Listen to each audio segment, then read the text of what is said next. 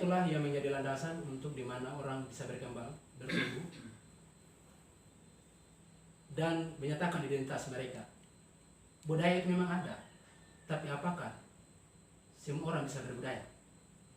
Untuk itu kita langsung dengan diskusi kita saat ini. Iya, jadi di mana ada manusia, ini secara teori ya, di mana ada manusia pasti juga ada kebudayaannya. Tetapi pragmatisasi kehidupan manusia itu belum tentu dicirikan oleh berbagai bentuk nilai budaya yang menjadi kesepakatan komunitas budaya tersebut. Mengapa demikian? Karena saya kutip ya satu pandangan sosiolog yang paling termasuk juga berjasa untuk membesarkan nama sosiologi, Max Weber dari Jerman ya.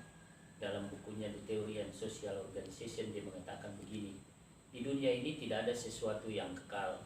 Yang kekal hanyalah perubahan sosial yang dilandasi oleh kepentingan kemanusiaan.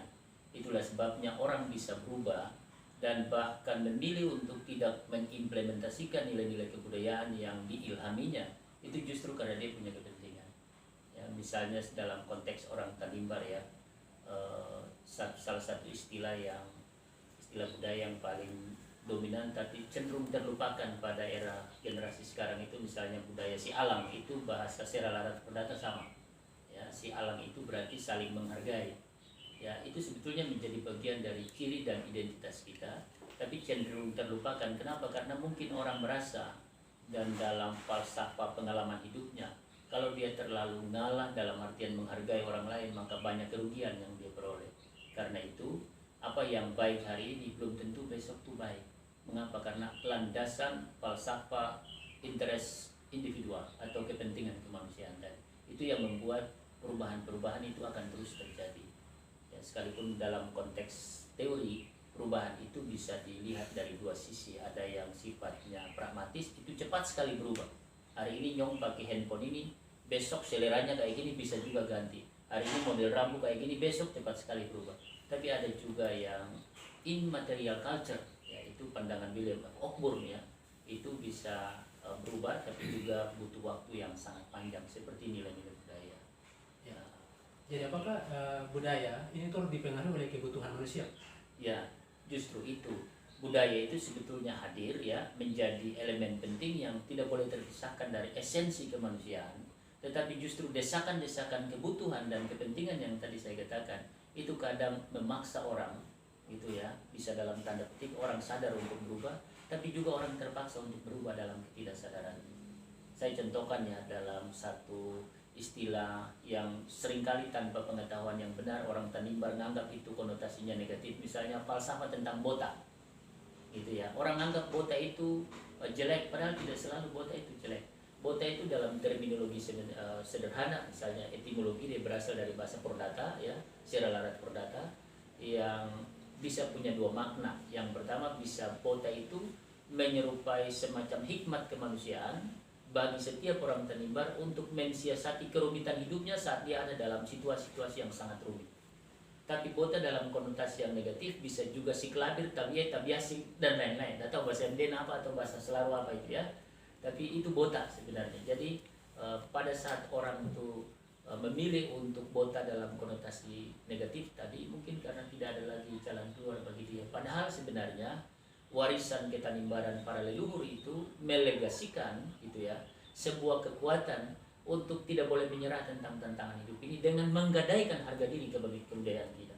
Itu yang mesti ini ya. Jadi kalau kita bicara tentang konteks budaya orang Tanimbar termasuk juga budaya Duan Lolat itu menunjukkan bahwa orang-orang yang ada dalam cengkraman atau cakupan lingkupan Duan Lolat itu adalah orang-orang yang sungguh berperadaban. Dan yang mengatakan itu bukan saya. Saya memang peneliti juga tentang Tanimbar tapi baru belakangan. Jauh sebelum itu banyak sekali peneliti yang bisa bilang tentang itu. Saya contohkan misalnya Pastor Drabe ya. Dalam bukunya Ethnography of Tanimbar Essay, dia banyak sekali mulas dan hampir 700 halaman tuh dia mulas tentang masalah Duan Lolat. Bisa juga Pastor Renoirin misalnya ya dalam bukunya Life in Sariam Rene and Anthropological of Yamdena Islands ya, dia tidak membahas khusus tentang Duan Lolat tetapi dalam ulasannya tentang peristiwa perang besar Yamdena yang disebut sebagai Udan Yamrenda gitu ya, itu menunjukkan sebetulnya satu fakta objektif kalau kegagalan menata layani kehidupan ketanimbaran atas dasar budaya Duan Lolat itu bisa menciptakan perang yang luar biasa kayak gitu. Bisa juga bukunya yang atau hasil penelitiannya Susan McKinnon dari Amerika yang tinggal 2,5 tahun di AWR samping Rumean itu ya, AWR lama itu ya.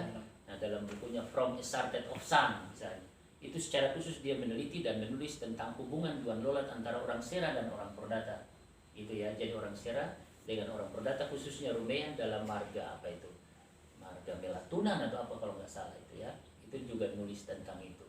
Demikian juga Tos van Wyk dan Jerry de Jong dalam bukunya Forgotten Islands of Indonesia, semuanya mengungkapkan tentang itu. Yang saya teliti juga mengungkapkan tentang itu, hubungan, perubahan hubungan. Malah saya itu perubahan hubungan sosial Duan dan Lolat, khusus ngambil kasus Olili.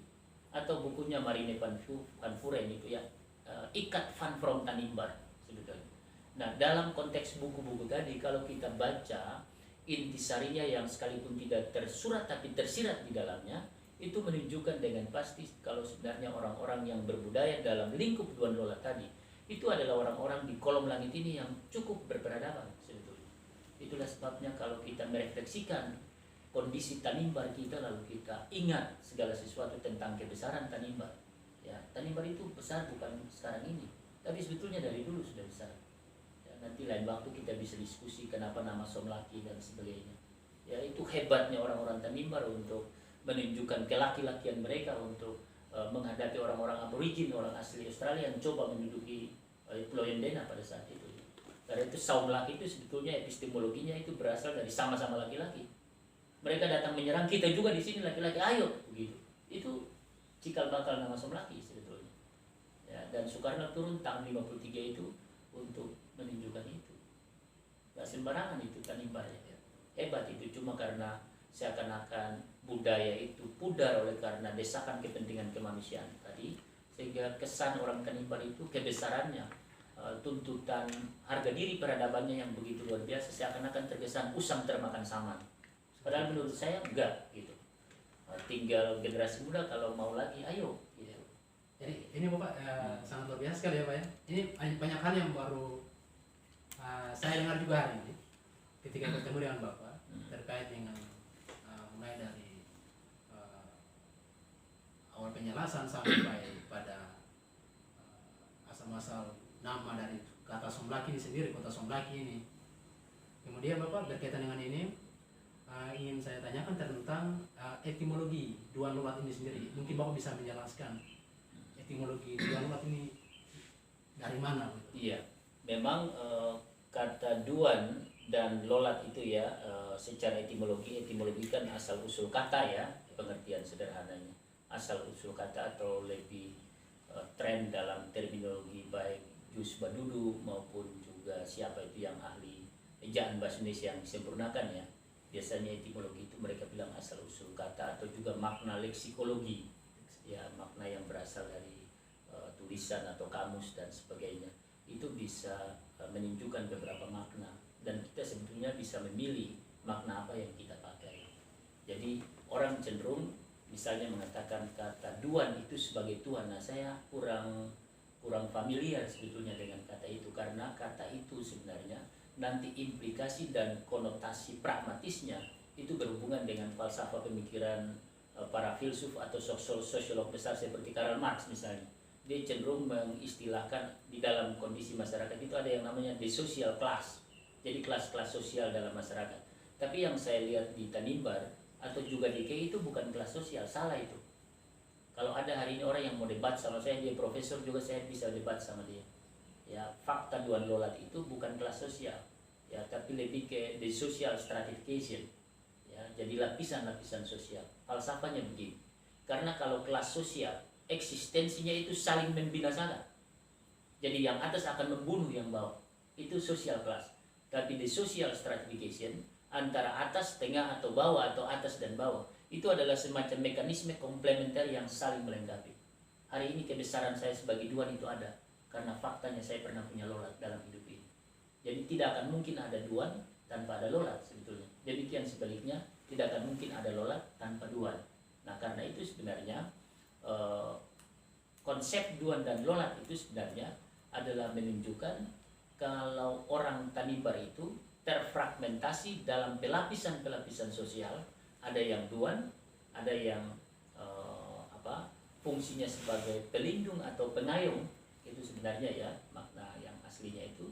Mereka yang melindungi atau mengayomi itu disebut duan, sementara mereka yang diayomi itu sebetulnya adalah lolat. Nah, dalam terminologi baik Drabe itu ya, maupun juga yang dikatakan oleh Susan McKinnon, maupun juga saya pakai, itu duan itu adalah pihak atau tempat di mana anak darah itu berasal, gitu ya. Dan lolat itu adalah tempat atau keluarga di mana anak darah itu diberikan sama mereka, gitu ya. Jadi duan lolat itu dalam terminologi yang etimologi maupun leksikologi tadi itu tetap berhubungan dengan yang namanya konteks pernikahan. Sistem perkawinan adat itu namanya duan lolat, sekalipun nanti implikasinya itu menyentuh seluruh aspek hidup manusia. Jadi apakah etimologi duan lolat ini landasan pertamanya itu adalah dari perkawinan, proses perkawinan yang terjadi, ataukah ada faktor-faktor sosial yang lain? Iya, sebetulnya konotasi dan fakta kalau duan lolat itu ada terlihat dalam perkawinan, tapi peradaban kemanusiaan ketanimbaran itu sendiri menunjukkan bahwa upaya untuk saling memahami dalam konteks konsep yang tadi saya katakan sebagai simasali atau juga si alam itu sudah ada jauh sebelum itu ya, jauh sebelum duan lolat itu ada sebenarnya. Tapi itu kan mesti difragmentasi, mesti diformalkan dalam satu wujud budaya yang kemudian disepakati secara bersama-sama. Ya, saya contohkan begini, Gerald Friedrichs ya, 1100 sekian, 1200 itu kan sebetulnya diakui dalam Belantika Pengetahuan Internasional sebagai orang pertama yang menemukan Kepulauan Tanimbar. Itu Gerald Friedrichs namanya ya. Nah, dia menemukan itu 1200 ya, tahun 1200. Nah, waktu dia menemukan itu memang belum nama Tanimbar, masih namanya itu Timur Lau, artinya timur yang jauh, bagian timur yang paling jauh. Karena itu dulu orang menamakan ada Tenggara Dekat, Tenggara Jauh. Sebetulnya epistemologinya dari epistemologi itu sumber-sumber kebenaran ilmu pengetahuan itu dari konsep Timur Lau yang dikemukakan oleh Gerald Friedrich itu gitu ya. Sehingga bahasa duan itu sebenarnya kan itu bahasa yang tidak tahu kan di Tanimbar itu ada 5 bahasa ya. Ada Seralarat Perdata 1, Yamdena, Selaru, Makatian, dan Selwasa. Ada 5 bahasa. Ya. Tapi bahasa duan itu kalau saya cuma tahu 1 bahasa sih ya. Ya. Bahasa duan itu lebih banyak dipakai orang Perdata, mungkin juga di tempat lain ya. Atau mereka menyebut suan atau apa gitu, nggak ngerti saya ya. Tapi untuk orang Perdata seperti Lanun Duan, Tuan Tanah. Gitu ya, Lanun Duan, Tuan Tanah. Terus apalagi duan-duan begitu itu kayak gitu.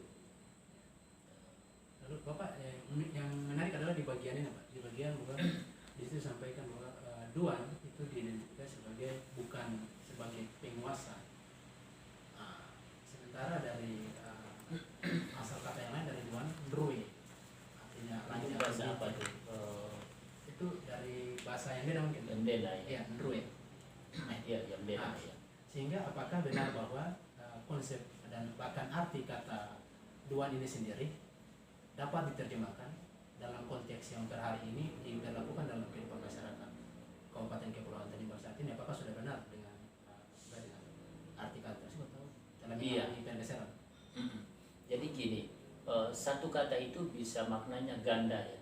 Dan faktor yang menentukan gandanya satu kata itu tergantung dari sudut pandang orang yang menggunakan kata itu, tetapi juga di samping perspektif dan sudut pandang itu juga tergantung pada kepentingan orang yang menggunakannya. Bagi saya,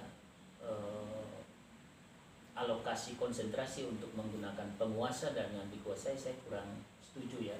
Karena kalau itu berarti tendensinya ke pemikiran Marx tentang the social class tadi. Sementara konsep duan dan lolat ini menurut saya itu adalah sebuah mekanisme komplementer yang ingat saling melengkapi. Betapa